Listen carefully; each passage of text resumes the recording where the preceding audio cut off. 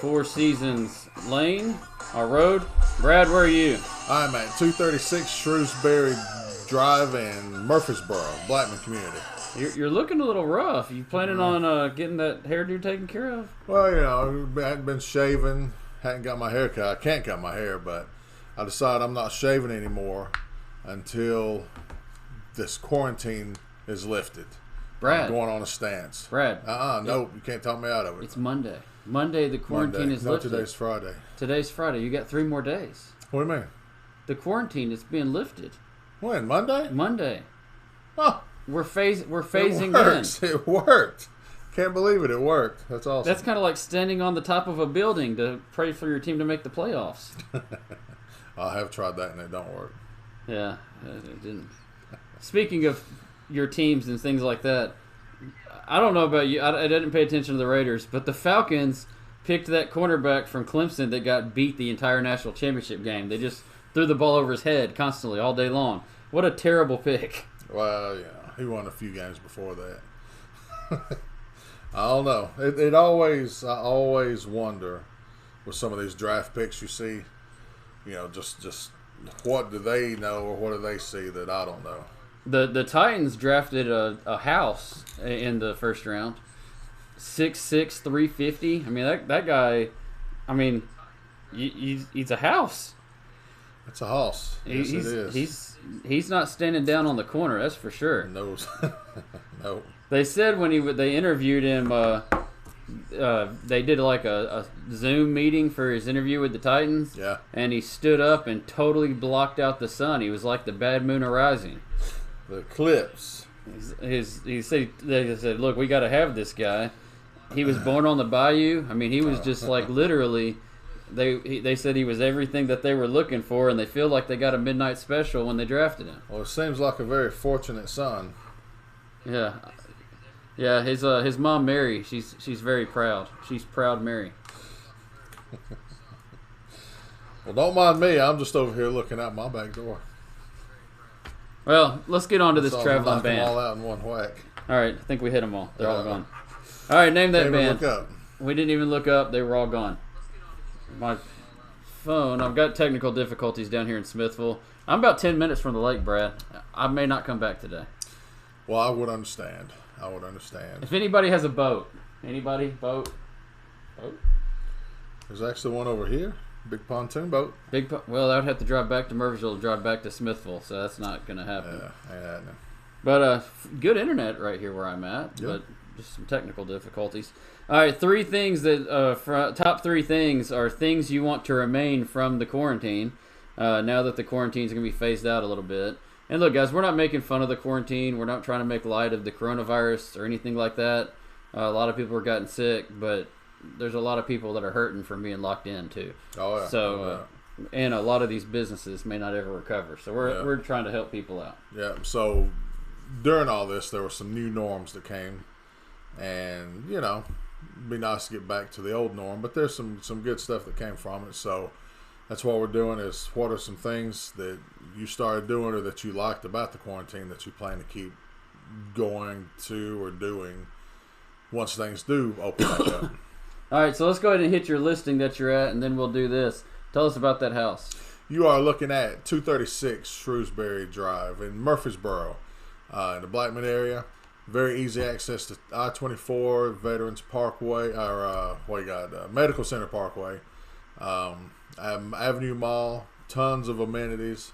The house itself is 1829 square feet, sitting on 0.48 acres, has a pool.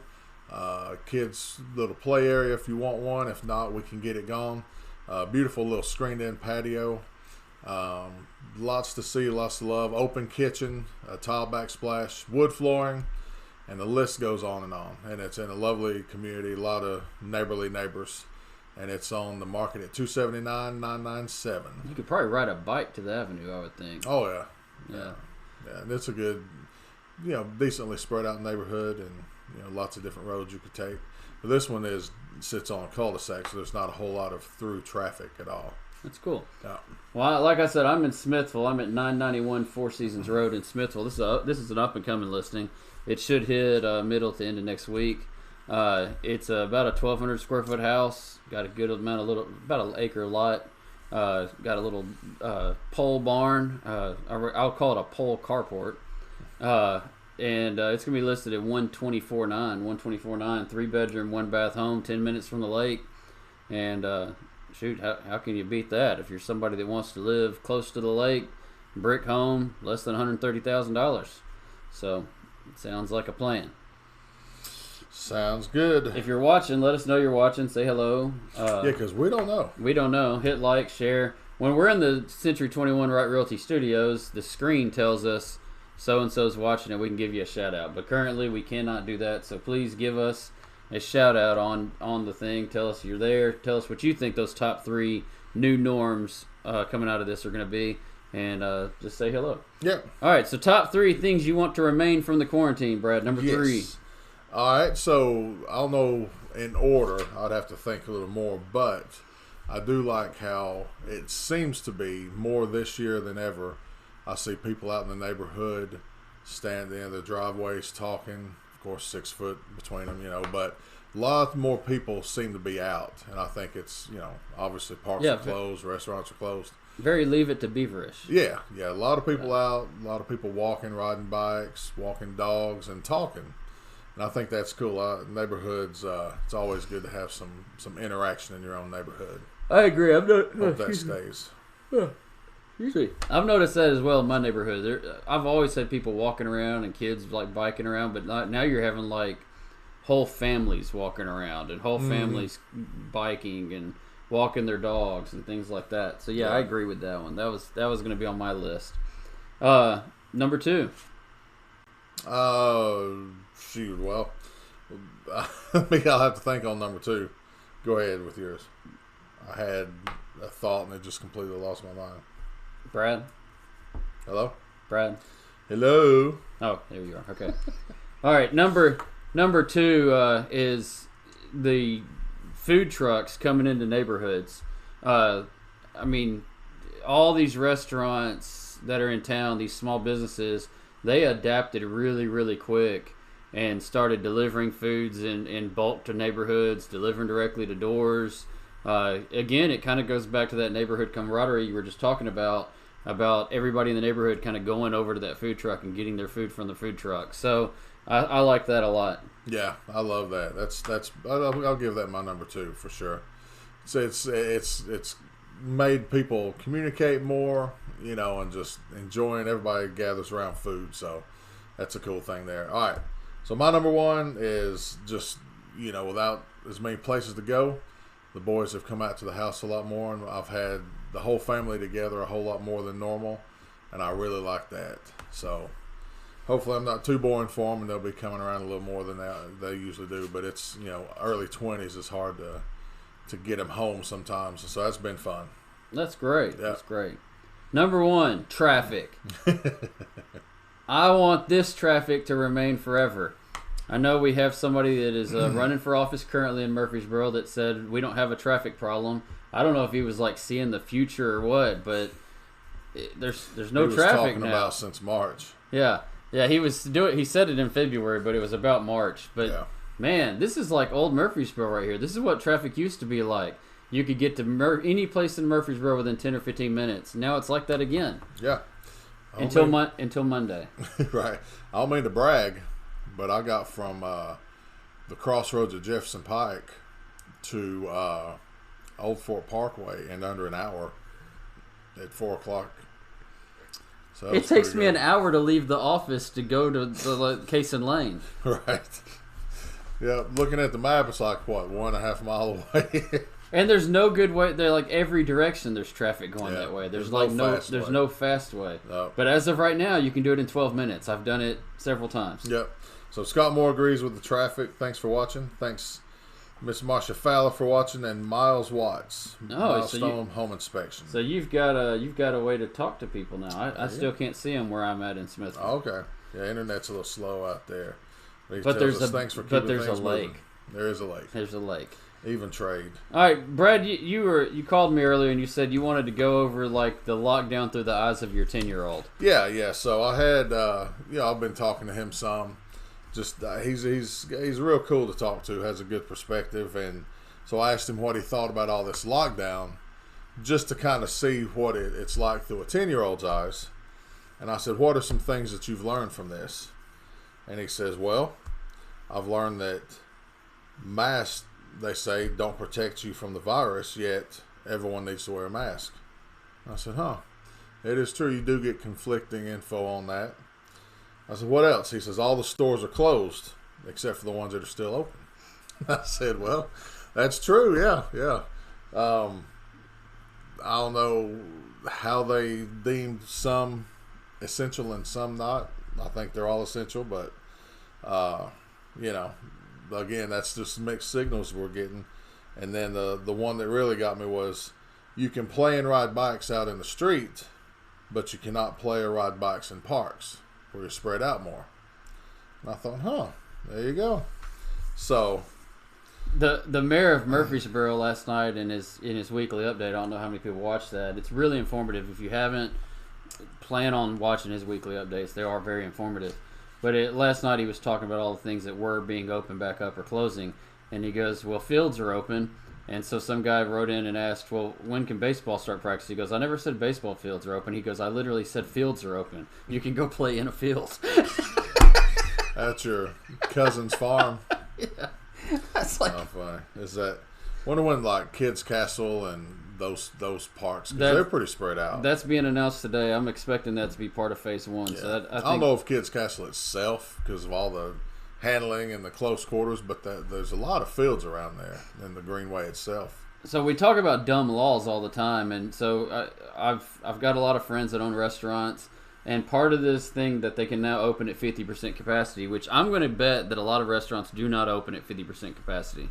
You have to hire a whole wait staff and whole kitchen staff to open at 50% capacity, and a lot of these restaurants have such short margins that they can't barely stay open at 100% capacity.